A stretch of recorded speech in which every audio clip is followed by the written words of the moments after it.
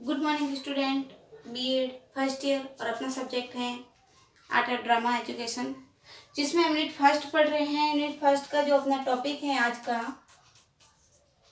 वो है सौंदर्य शास्त्र शिक्षा की आवश्यकता एवं महत्व। सौंदर्य शास्त्र शिक्षा की आवश्यकता एवं महत्व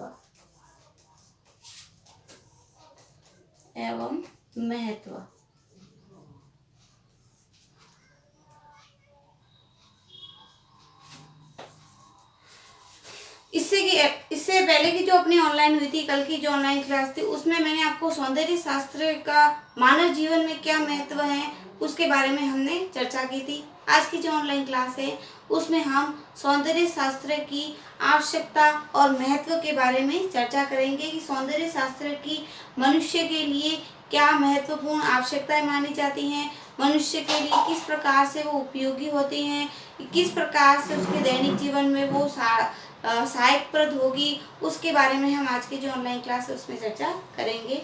तो हम कह सकते हैं कि बच्चे में किसी प्रकार की जो बच्चा जन्म लेता है तो उसके अंदर किसी प्रकार का ना तो गुण होता है ना दोष होता है। वह बच्चा जब माँ की गोद से जन्म लेता है तो फिर वो वातावरण के अंदर आता है। जब वातावरण के आने के बाद जब विद्यालय के अंदर वो जाता है, जब वो सबसे पहले बच्चा परिवार में आएगा, परिवारी वातावरण होता है, लेकिन उस वातावरण के अनुरूप जब वो विद्यालय में जाता है, परिवार उसकी प्रथम पाठशाला मानी जाती है। उसी प्रथम पाठशाला के आगे जो विद्यालय के अंदर वो जाता है तो विद्यालय के अंदर उसको बहुत सारी जो गतिविधियां होती हैं, जैसे उसके जो सहपाठी होंगे, विद्यालय का जो वातावरण होगा, विद्यालय के जो अध्यापक का प्रभाव होगा, वो सब प्रभाव उसके ऊपर पड़ता है। यानी उसके जो सहपाठी होंगे, विद्यालय के आसपास का जो वातावरण होगा, अध्यापकों का जो व्यवहार होगा, उन व्यवहारों का शिक्षार्थी पर असर पड़ता है। इस प्रकार जैसा वह व्यवहार अपने परिवार एवं विद्यालय में देखता है, जैसा ही व्यवहार वो बालक जब परिवार से और फिर विद्यालय वातावरण में जाता है तो परिवार के द्वारा विद्यालय में अनुकरण करेगा और विद्यालय के द्वारा जो सीखता है वो अपने जीवन में अनुकरण करता है।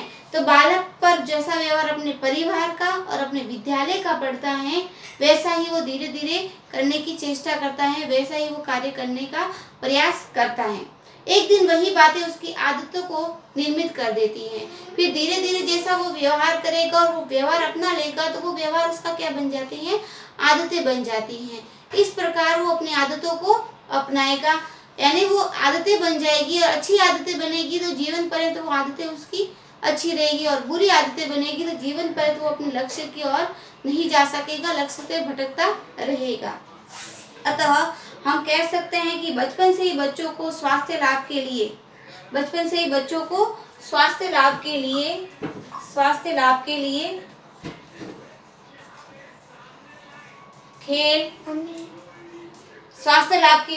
खेल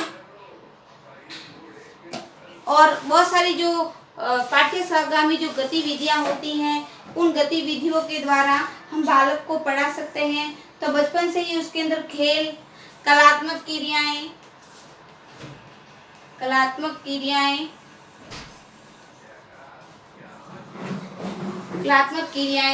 एवं रचनात्मक कार्य की ओर मार्ग प्रशस्त किया जाए एवं रचनात्मक कार्यों की ओर उसे प्रेरित किया जाए तो उसे अपने लक्ष्य प्राप्ति में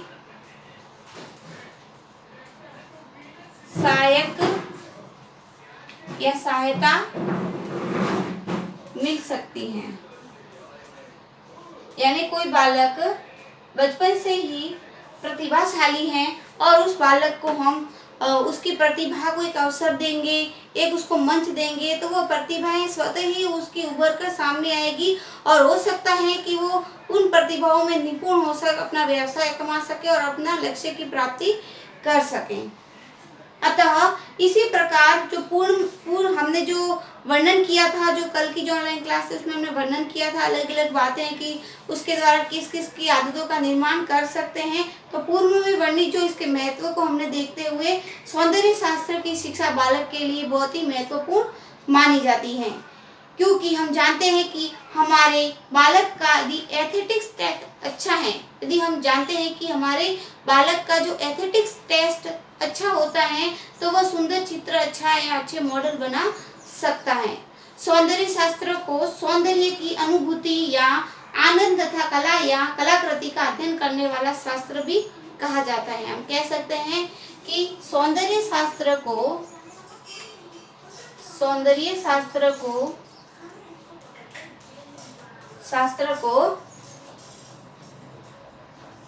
सौंदर्य की अनुभूति, सौंदर्य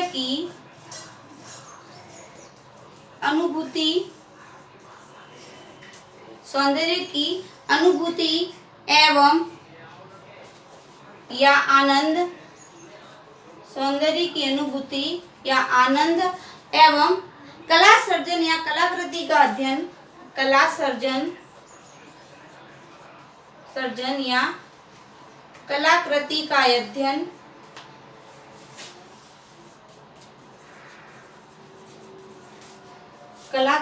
अध्ययन और हम कलाकृति का अध्ययन करने वाला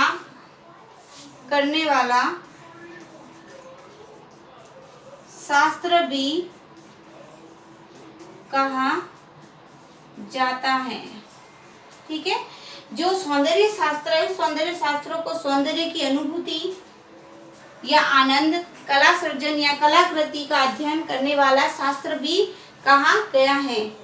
इसे कला शिक्षा के रूप में भी निरूपित किया गया है। इसे हम कला शिक्षा का नाम भी दे सकते हैं। बालक में सौंदर्य शास्त्र शिक्षा के अर्जित ज्ञान और कौशल का विद्यालय में सुंदर सदुपयोग किया जा सकता है। विद्यालय के अंदर वो अपनी सृजनात्मक शक्ति के द्वारा या सृजनात्मक रूपी जो गुण है उसके द्वारा अलग अलग प्रकार के जो कौशल है उसको दे सकता है। किसी को नेतृत्व कर सकता है, किसी को मोटिवेशन भी कर सकता है। बालक विद्यालय के वातावरण को सुंदरतम बनाकर अपनी प्रतिभा का परिचय भी दे सकता है। सौंदर्य शास्त्र शिक्षा के माध्यम से प्रत्यक्ष रूप से बहुत कुछ विद्यालय में सिखाया जा सकता है। इसी सौंदर्य शास्त्र शिक्षा के माध्यम से बालक को हम प्रत्यक्ष रूप से उसकी अनुभूति को जानकर, उसने रचनात्मक क्रियाओं को जानकर हम बहुत कुछ सिखा सकते हैं। इन प्रतिभा को हम यहाँ अवसर भी उसको दे सकते हैं। यह बच्चे के जीवन का आधार होती है। उसकी जो प्रतिभाएं होती हैं बचपन से ही, वही बच्चे के जीवन का आधार होती हैं। बालक में गुणों, प्रतिभा एवं शक्ति का भंडार होता है। बचपन से ही बालक के अंदर जो गुण होते हैं, जो प्रतिभाएं होती हैं, उन प्रतिभाओं को विकसित करने का यदि सही अवसर मिल जाता है तो वो गुण एक उसको लक्ष्य की प्राप्ति में बहुत ही सार्थक सिद्ध होंगे। सौंदर्य शास्त्र की शिक्षा के माध्यम से बालकों में जो विद्यमान प्रतिभाएं होती हैं, जो गुण होते हैं और शक्ति को विभिन्न प्रकार से विकसित किया जा सकता है। हम लिख सकते हैं कि सौंदर्य शास्त्र की शिक्षा के माध्यम से सौंदर्य शास्त्र की शिक्षा के माध्यम से सौंदर्य शास्त्र की शिक्षा के माध्यम से बालकों में विद्यमान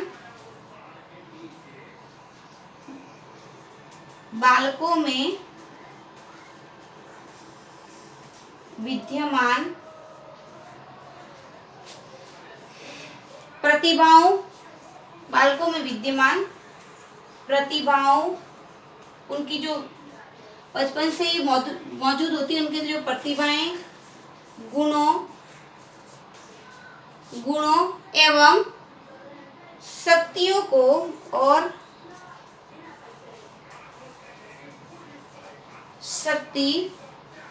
को विभिन्न प्रकार से विकसित किया जा सकता है। विभिन्न प्रकार से विकसित किया जा सकता है। जैसे हम किसी बालक को कहते हैं कि आप पढ़ो, लेकिन जब वो होमवर्क सही से टाइम पे नहीं करके आता है तो हम उसको डांटते हैं, लेकिन उसकी जब बुक देखते हैं, हम नोटबुक देखते हैं, तो उसके अंदर हमें किसी न किसी प्रकार की चित्रकारी अंकित हुई मिलती है। तो हो सकता है कि उस बालक को पढ़ने के अंदर, लिखने के अंदर रुचि नहीं हो, लेकिन वो कोई अच्छा कलाकार बनने में अपनी रुचि रखता हो, तो बालक को उस उद्देश्य की ओर प्रेरित करना चाहिए, ताकि बालक को अपने उद्देश्य की प्राप्ति करने में सहायता मिल सके। अतः सौंदर्य शिक्षा अर्थात कला शिक्षा को आवश्यकता की महत्व को हम निम्नलिखित बिंदुओं के बारे में पढ़ सकते हैं कि कला शिक्षा की जो आवश्यकता है या सौंदर्य शास्त्र की जो आवश्यकता है किन कारणों से होती है, इसके कुछ बिंदु हैं। इन बिंदुओं के बारे में हम कल की जो ऑनलाइन क्लास है उसमें चर्चा करेंगे। आज के लिए हम इतना ही पढ़ेंगे। धन्यवाद। आप सभी अपना जो कमेंट बॉक्स है उसमें अपनी रोग की स्थिति दर्ज कराएं और कोविड-19 को ध्यान में रखते हुए 2 गज की दूरी बनाए रखें। सभी से मास्क पहनना अनिवार्य है और कहीं पर भी जहां आवश्यक कार्य हो वहीं पर जाकर आप कार्य करें, अन्यथा घर से बाहर नहीं निकले। धन्यवाद।